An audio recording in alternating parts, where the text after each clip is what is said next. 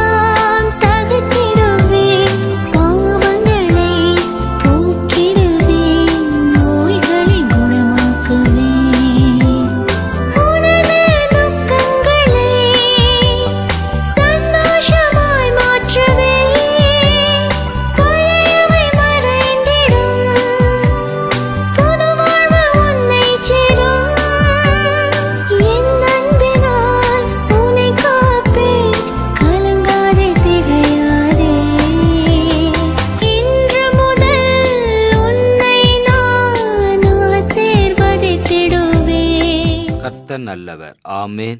இருந்தவரும் இருக்கின்றவரும் வருகின்றவருமாகிய இயேசு கிறிஸ்துவின் நாமத்தில் உங்களுக்கு என் அன்பின் நல்வாழ்த்துக்கள். நம்முடைய பிதாவாகிய தேவனாலும் ஆண்டவரும் அருமை இரட்சகருமாகிய இயேசு கிறிஸ்துவினாலும் கிருபையும் சமாதானமும் உங்களுக்கு உண்டாவதாக என்று சொல்லி ஆசீர்வதிக்கிறேன். உங்களுக்கோர் தீர்க்க தரிசனம் என்ற நிகழ்ச்சியின் மூலமாய் நான் உங்களை சந்திப்பதில் மிகுந்த மகிழ்ச்சி அடைகிறேன். என் வாழ்க்கையின் உலகத்தில் எத்தனையோ சந்தோஷங்களை நான் அனுபவித்திருக்கிறேன். ஆனால் எந்த காரியங்களிலும் என்னுடைய இருதயத்தில் நிம்மதி சமாதானம் என்பது இல்லை. ஆனால் இன்றைக்கு உங்களோடு நான் பேசும் பொழுது, என் அன்பு தகப்பன்மார்களே, என் அன்பு தாய்மார்களே, நான் உங்களை முகமுகமாய் சந்திப்பதைப் போன்ற ஒரு உணர்வு, என் அன்பு மகளுடைய அருகிலே அமர்ந்து அவளுடைய காரியங்களை குறித்து விசாரிப்பதைப் போன்ற ஒரு உணர்வு, இந்த காரியத்தில்தான் என் மனம் மிகுந்த மகிழ்ச்சி அடைகிறது. இந்த புதிய வருடம் உங்களுக்கு ஒரு ஆசீர்வாதத்தின் வருடங்கள். கடந்த ஆண்டு நீங்கள் எதையெல்லாம் இழந்து போனீர்களோ, ஒருவேளை உங்கள் இருதயம் மனம் சொல்லலாம், நான் இழந்து விட்டேன், இனி நான் எப்படி சம்பாதிக்கப் போகிறேன், இனி முடியாது, பார்க்கலாம், கர்த்தர் ஆசீர்வதிப்பாரா என்று பல கேள்விகளோடு இன்றைக்கு நீங்கள் வாழ்ந்து கொண்டு இருக்கிறீர்கள். கடந்த ஆண்டு எனக்கு வந்த பலவீனங்கள் கொஞ்ச நஞ்சம் அல்ல, வீணான மருத்துவ செலவினங்கள், என் வாழ்க்கையில் ஏன் இப்பேற்பட்ட கஷ்டங்களும் நஷ்டங்களும், இதை என்னால் விளங்கிக் கொள்ள இயலவில்லையே என்று ஏங்குகிற உங்கள் ஒவ்வொருவரையும் பார்த்து ஆண்டவர் இன்றைக்கு சொல்லுகிறார். பரிசுத்த வேதாகமம் ஆகாய் தீர்க்க தரிசன புஸ்தகம் 2ஆம் அதிகாரம் 19வது வசனம், நான் இன்று முதல் உங்களை ஆசீர்வதிப்பேன் என்பதாக. பாருங்கள், நம்மை தேவன் ஆசீர்வதிப்பதற்காகவே நம்மளை உண்டாக்கினார். என் அன்பு மகளே, என் அன்பு மகனே, நீங்கள் அழுது கொண்டு இருப்பதற்காக உங்களை தேவன் உண்டாக்கவில்லை. நீங்கள் கலக்கமுற்று இருக்க வேண்டும் என்பதற்காக உங்களை உண்டாக்கவில்லை. நீங்கள் ஒவ்வொரு நாளும் பயந்து பயந்து வாழ வேண்டும் என்பதற்காக தேவன் உங்களை உண்டாக்கவில்லை. மாறாக நீங்கள் சமாதானத்தோடும் சந்தோஷத்தோடும் வாழ வேண்டும் என்பதற்காகவே உங்களை உண்டாக்கினார். அங்கே ஏதேன் தோட்டத்தில் தேவன் முதலாக மனிதனையும் மனுஷியும் உண்டாக்கினது அவருடைய ரூபத்தின்படியாகவும் அவருடைய சாயலின்படியாகவும். அப்படியானால் இன்றைக்கு நீங்கள் ஒவ்வொருவரும் தேவனுடைய சாயலை பெற்றிருக்கிறீர்கள், தேவனுடைய ரூபத்தை பெற்றிருக்கிறீர்கள். ஒன்றை நீங்கள் புரிந்து கொள்ள வேண்டும். நான் இன்று முதல் உங்களை ஆசீர்வதிப்பேன் என்று சொன்ன தேவனுடைய சாயல் என்ன தெரியுமா? அதுதான் ஐஸ்வரியத்தின் சாயல், அதுதான் மகா செல்வத்தின் சாயல், அதுதான் அன்பின் சாயல், அதுதான் மனதுருக்கத்தின் சாயல். இது தேவனுடைய சாயல் என்று இருந்தால் அத்தனை சாயலும் உங்களுக்குள் இருக்கிறது.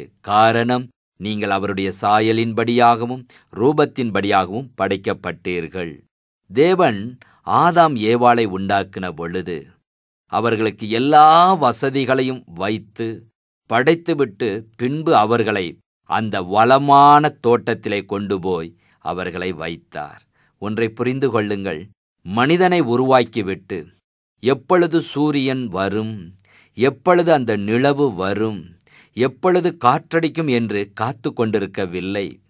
ஆனால் அந்த மனிதன் எல்லா ஆசீர்வாதத்தையும் அதில் வாழ வேண்டும் என்று சொல்லி முதலாவது எல்லாவற்றையும் படைத்து விட்டுதான் 6வது நாள் உங்களையும் என்னையும் படைத்தார். அப்படியானால் நம்மளுடைய வாழ்க்கை ஒரு தரித்திர வாழ்க்கை அல்ல. என் மகளே, என் மகனே, உங்களுடைய வாழ்க்கை ஒரு நோயுள்ள வாழ்க்கை அல்ல. என் சகோதரனே, சகோதரியே, உங்கள் வாழ்க்கை அழுது கொண்டிருக்கிற வாழ்க்கை அல்ல. மாறாக ஒரு ஆசீர்வாதத்தை அனுபவிக்கின்ற ஒரு வாழ்க்கை. தேவன் வானத்தையும் பூமியையும் உண்டாக்கின சர்வ வல்லவருடைய ஆசீர்வாதத்திற்குள் வாழ்கின்ற ஒரு வாழ்க்கை. அந்த ஏதேன் தோட்டத்தில் ஒரு குறையுமே இல்லை.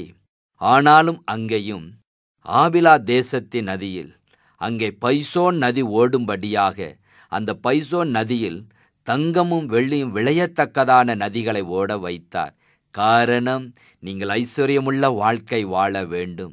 இதை கேட்டுக்கொண்டிருக்கக்கூடிய உங்கள் ஒவ்வொருவருடைய உள்ளத்திலும், சகோதரனே, என் வாழ்க்கையில் எவ்வளவு ஒரு தரித்திரம், எவ்வளவு பெரிய கடன் பாரங்கள், இதையெல்லாம் நான் எப்பொழுது அடைத்து நான் மீளப் போகிறேன்?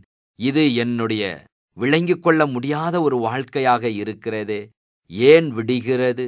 இரவு வந்தால் ஏன் இரவு வருகிறது என்று ஒரு கசந்து போன ஒரு வாழ்க்கையைத்தான் நான் அனுபவித்து கொண்டு இருக்கிறேன். ஆனால் நீங்கள் சொல்கிறீர்கள் ஒரு ஐஸ்வர்ய வாழ்க்கை என்று சொல்லி. மெய்யாகவே இன்றைக்கு நீங்கள் இயேசுவின் மீது அன்பு வைத்தால் போதும். இயேசுவை உங்கள் வாழ்க்கையில் இரட்சகராக, ஒரு தகப்பனாக நீங்கள் ஏற்றுக்கொண்டால் போதும்.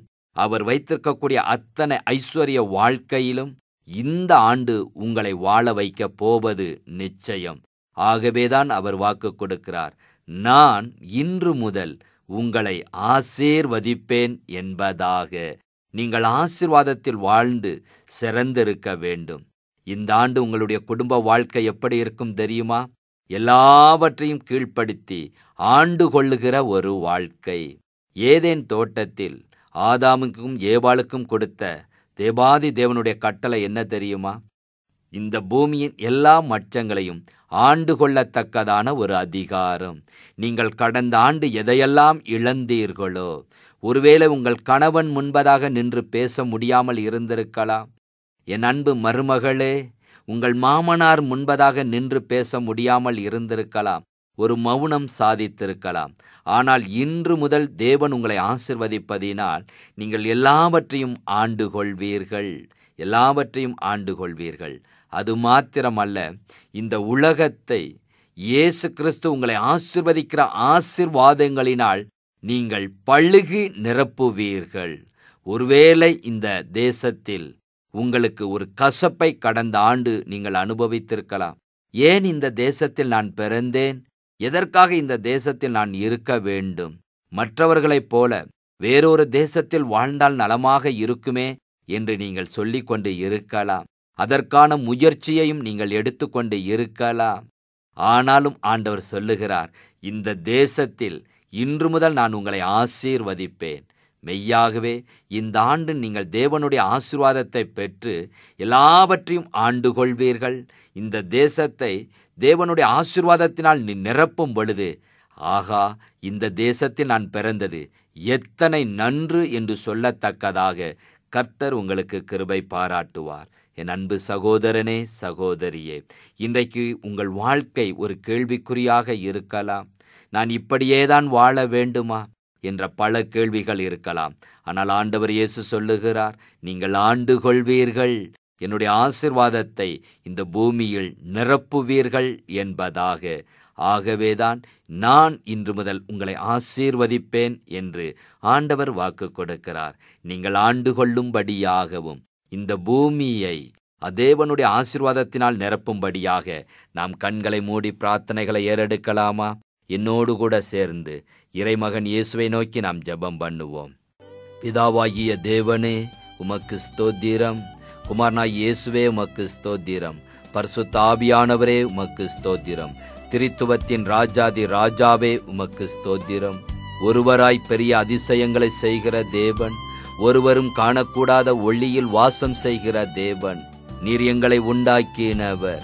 எங்களுடைய எல்லா தேவைகளையும் அறிந்து முன்பதாகவே ஒரு ஐஸ்வர்ய வாழ்க்கையை வைத்த தேவன், இன்று முதல் நான் உங்களை ஆசீர்வதிப்பேன் என்று சொன்னவரே, இதோ என் ஒவ்வொரு தகப்பன்மார்களையும், ஒவ்வொரு தாய்மார்களையும், ஒவ்வொரு சகோதரர்கள் சகோதரிகள், என் அன்பு மகன், என் அன்பு மகள், வாலிப தம்பிமார்கள், வாலிப தங்கைகள், சிறு குழந்தைகள் யாவரையும் உங்கள் ஆணிபாய்ந்த கரத்தின் வல்லமைக்குள் ஒப்பு கொடுத்து நான் செபிக்கிறேன். அப்பா, இந்த ஜனங்களை நீர் கண்ணோக்கி பாரும்.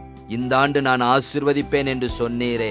எந்த மனிதனும் இவர்களை ஆசீர்வதிக்க முடியாது, எந்த உறவினர்களும் இவர்களை ஆசீர்வதிக்க முடியாது, எந்த தேசத்தின் தலைவர்களும் இவர்களை ஆசீர்வதிக்க முடியாது. ஆசீர்வாதம் என்பது உம்மிடத்தில் மாத்திரமே உண்டு. எந்த மலையை சுற்றி வந்தாலும், எத்தனை காடுகளுக்கு அலைந்து திரிந்தாலும் ஆசீர்வாதம் இல்லை.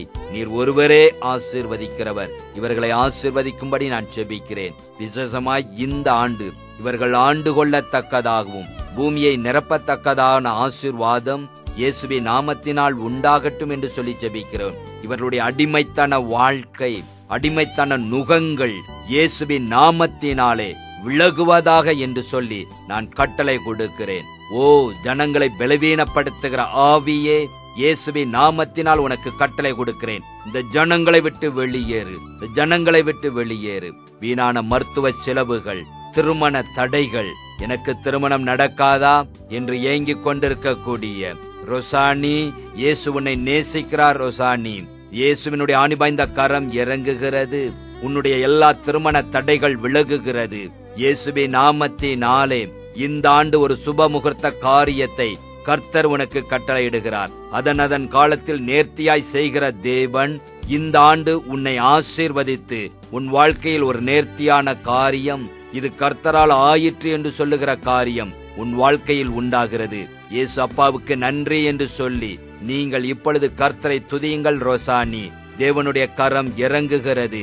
உங்கள் வலது தோள்பட்டையில் காணப்படுகிற அந்த எலும்பின் வேதனையின் மீது ஆண்டவர் இயேசுவினுடைய கரம் இறங்குகிறது. ரோசானி, இப்பொழுதே பலவீன ஆவிகள் வெளியேறுகிறது.